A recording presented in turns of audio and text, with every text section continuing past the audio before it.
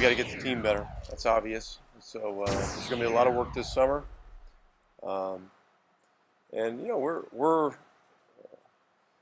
excited about the possibilities, but we're not naive to the challenges. And so there's a lot of work to be done, and we'll do it. What areas do you need in order to improve the team and get the team better? Well, we got to get better at every position if we can. Personally, I'd like to have as many of these guys back as we could that fit, because the fewer new guys that we have next year, the better it's going to be from the beginning of training camp going forward to get the team functioning the way we want it to function. So, those things will be evaluated. We had a lot of guys that did good things, particularly in the latter stages of the season, and in the summer, those things will work themselves out, and then and we'll go from there. But we're going to have some new guys on the team. We know that. Just not exactly sure who at this point. How important is that continuity, because there's been so many changes in the last 2 years?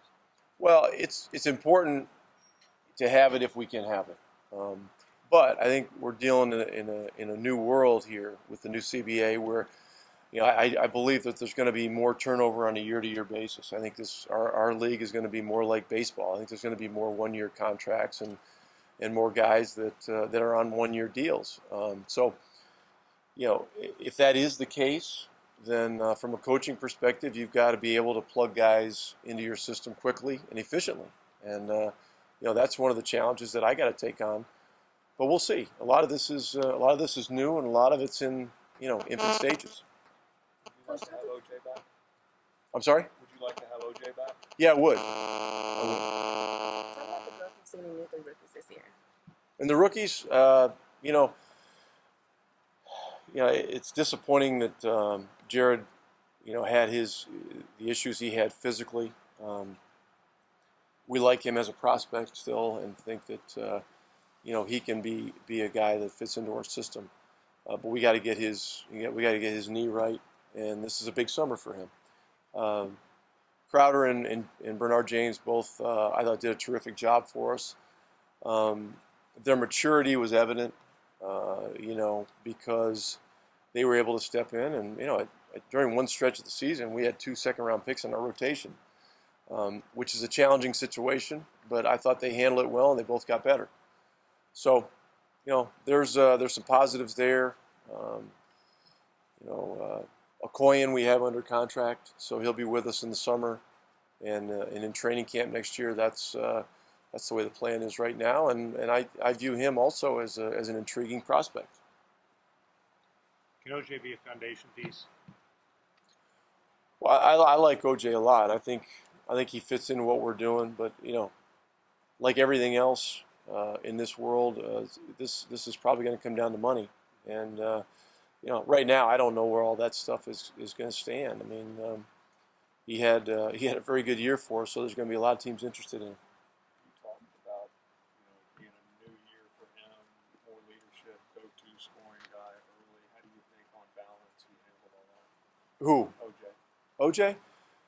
Well, he took quantum leaps as a player this year. He was never known as a playmaker, and the analytics would tell you that he wasn't in a lot of playmaking situations, but he became one of our effective playmakers. So that's a real positive for him in his career. Look, we invested a lot in him in terms of time and things like that. So, in a lot of those ways, it's a no-brainer to want to have him back. But again, it's how it all shakes down with things in the summer and money and all those kinds of things. Yeah, it's impossible to address that at this point. What do you think happened to him as a scorer in the last month and a half of the season? I mean, also, first half of the season, he was great as a scorer and really tailed off significantly late. The dynamics of our team changed. Team still game planned for him heavily because he was our leading minutes guy, and there was a strong correlation between him having efficient scoring nights and us winning. And look, everybody has all this analytic information. And look, with Dirk back in the fold and him getting a lot of the primary touches, OJ was taken out of a lot of those volume opportunities that he had early in the year. So how exactly you analyze that is it's a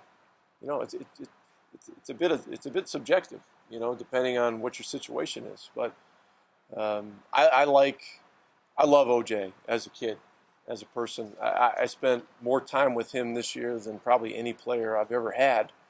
And with him, I'm a little like a little league dad. When I wanted him to do well so badly, that sometimes it get the better of me. But that's okay. That's okay, because if you care that much, that's never a bad thing. Is that what happened in the game against Memphis? It got the best of you? And you deserved it. I mean, I think I've answered the question. So. What do you think of the coaching job you did this year? A lot around the league. What's that? A lot around the league think it was really good. Yeah, I don't know. I hope it. Look, I want to do the best job that I can do for my owner, and I want to do the best I can do for my veteran guys. Mark and Dirk are the two primary guys in my life.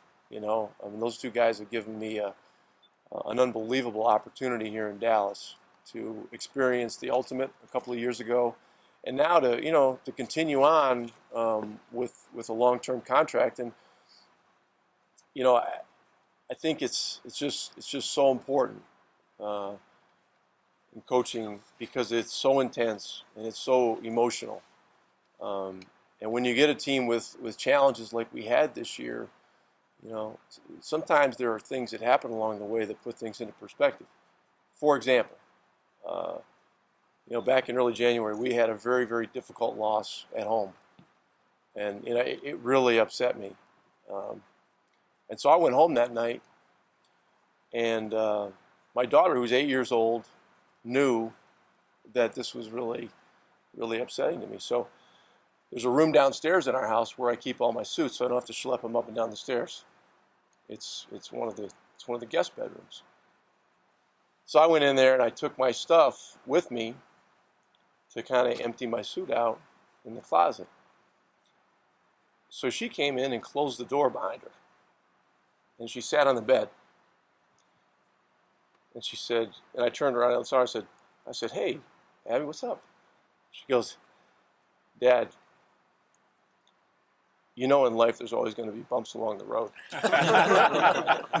Now, that's a true story.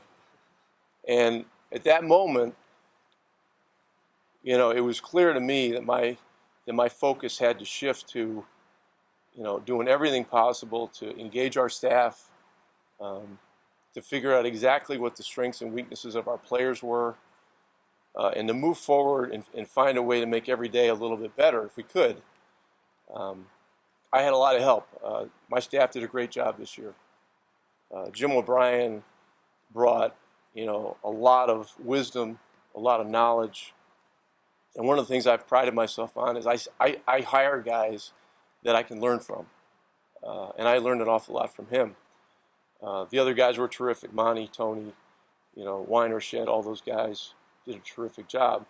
And the other guy that was phenomenal this year was Dirk, because of the challenges that he faced, really from day one with the knee. I remember being in Europe and the thing flared up right before the Barcelona game, and Casey came in and said, "Hey, this thing's a little swollen, and it's just, we're not sure." I said, "Look, he's not playing. we're not gonna risk this. We're in the middle of nowhere here, and we're just not gonna take any chances when we go home and find out what's what with this thing." But Dirk really hung in.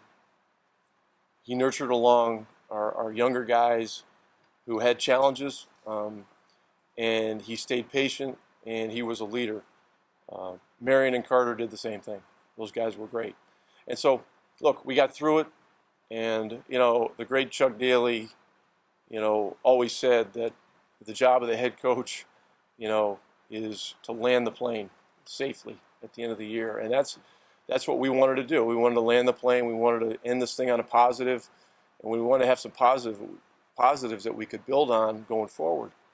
I think we have that, but we're not kidding ourselves into thinking that we're right there. We know we have a lot of work to do. So, as always, I'm grateful. I'm grateful to be here, and I'm looking forward to this summer because once again it's another pivotal summer, and it's a really important time for us. For you, Coach, another player that had highlights up and down the season was Brandon Wright. With the season, he got a new games per year. What would you evaluate him on this year? Well, he's a guy that we obviously like. He's gotten better both years that he's been here, and he's a guy that we have a great interest in having back. I think that's obvious. So, that'll be one of our priorities this summer.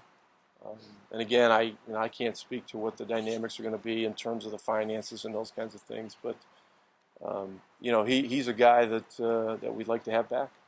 for you personally, how long do you take to kind of recharge the battery and then start anew?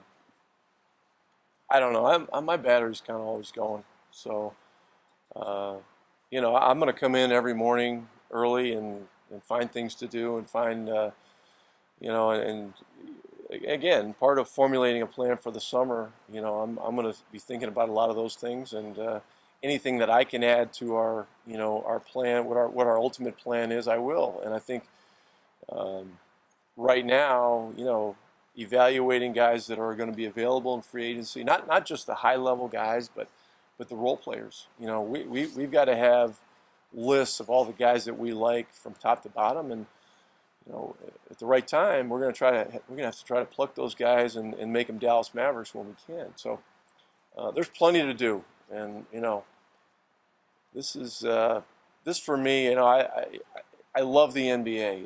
This is next year will be my 30th year in the league, so I've been very blessed to have an opportunity to be in this a long time, and it's a great life. This league, it makes you absolutely alive every single day, and so there's always stuff to be thinking about, and those are the kinds of things that make you better.